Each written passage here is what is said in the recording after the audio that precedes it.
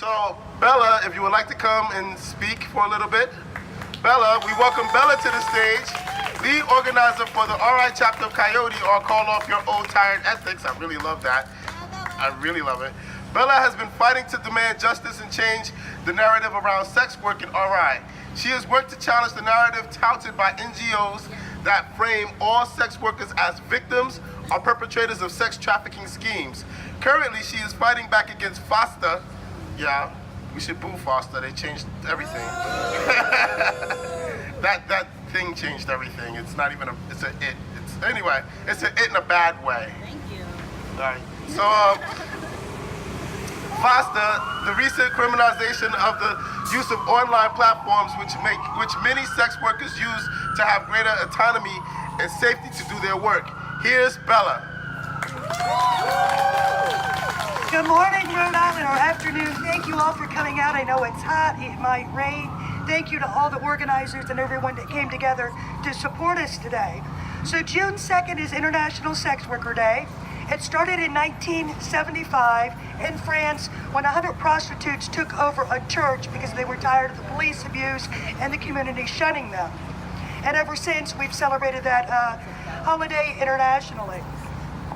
So as Christopher was saying, Congress has just committed a hate crime against sex workers with the passing of FASTA, which is Fight Online Sex Trafficking Act, which makes websites responsible for third-party websites. So Facebook and Twitter can do 25 years in federal prison if they publish an escort ad. It censors the internet under the guise of rescuing trafficking victims, and yet, ironically, you can still advertise to buy and sell guns on Craigslist. No one wanted to censor them.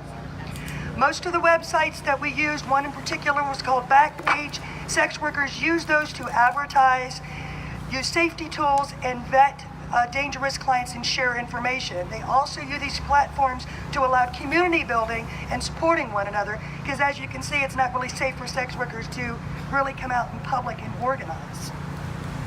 So let's be clear that Congress wants sex workers to die.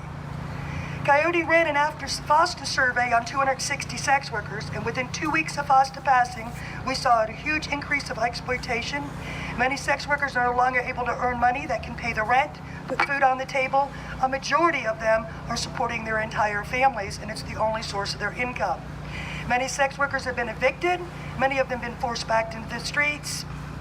And even before FOSTA, if sex workers work alone, they can be charged with a misdemeanor. But if they work together, they can be charged with major felonies like pandering or promoting. I've been a sex worker for 35 years. I'm 50 times more likely to be murdered than a police officer, and 400 times more likely to be murdered than any of you. Criminalization causes trafficking and exploitation because when sex workers are criminalized, they can't come forward and report violence. When someone can threaten to out you as a sex worker, which might result in you being arrested, evicted, or having DCYF come take your children away, it gives predators the ability to exploit and abuse a vulnerable and marginalized population. And the moral witch hunt isn't over. Senator Warren of Massachusetts is sponsoring H.R. 2219, End Banking for Human Trafficking. And what this really means is they want to lock sex workers out of access to financial institutes.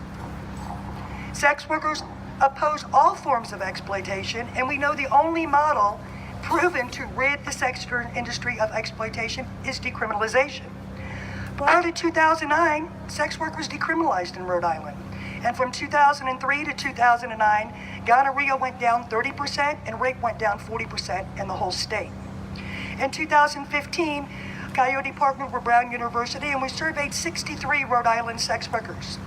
24% of them reported having robbed, raped, or assaulted by police officers, and globally, sex workers report the majority of the violence comes from the hands of the police.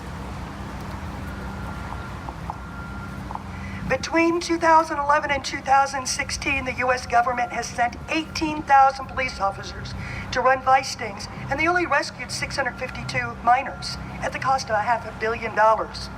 They also arrested thousands of adult sex workers in our client. But you ask, what about the children? Well, in 2016, we found out Rhode Island had 320 unlicensed foster homes. Rhode Island also gets a bonus from the federal government for every minor that they adopt out of the foster system, which means they've got to terminate someone's parental rights. They get 3 times as much funding for each foster child that is on medication. Nationwide, 65% of foster care kids are on medication. This also creates the foster home to prison pipeline. So chasing adult sex workers and clients does nothing to fix the broken DCYS system, nor does it create any services for people involved in the sex industry. In 2016, Rhode Island police got an award for their kindness in community policing for shutting down 15 Asian massage parlors.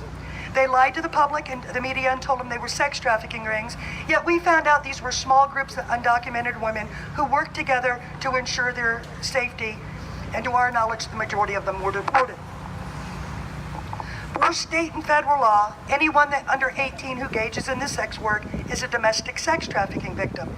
So when 2 17-year-olds work together, they're both victims, but when one of them turns 18, they become the sex trafficker. We're seeing a huge increase of 18 and 19-year-old youths getting long prison sentences for trafficking, and sometimes these sentences come with lifetime sex offender probation. Do not be fooled by the do-gooders, local NGOs who are funded to combat trafficking. These NGOs are part of the Rhode Island Trafficking Task Force, and while they create privileged jobs for nice white women to stalk and help arrest sex workers under the guise of rescuing means the only service they're going to provide is a bed and a shelter. Their goal is to shame poor women into exiting the sex industry, even if they have no services. This is very similar to conversion therapy on gay people, and it creates an uneven power dynamic between rescuers and sex workers. Sex worker rights-led organizations are one of the most underserved and underfunded organizations in the United States. As long as they stick to this false narrative that evil men with dark skin are forcing young white women into prostitution, they don't have to talk about lack of affordable housing or lack of jobs that pay a living wage. Sex workers stand in solidarity with all the campaigns you're going to be hearing about today. We stand in solidarity with Black Lives Matters, LGBT, transgenders. We stand in solidarity with our undocumented, our youth, our homeless, all marginalized and oppressed populations. We understand systematic racism and other systems of oppression. So today I'm asking Rhode Islanders if you will stand in solidarity with sex workers and demand our legislatures create policies that protect the health and safety of sex workers, and stop squandering our tax dollars on creating awareness and hysteria about trafficking, and redirect that funding to youth services and services for people living in poverty. Thank you all so much for coming up.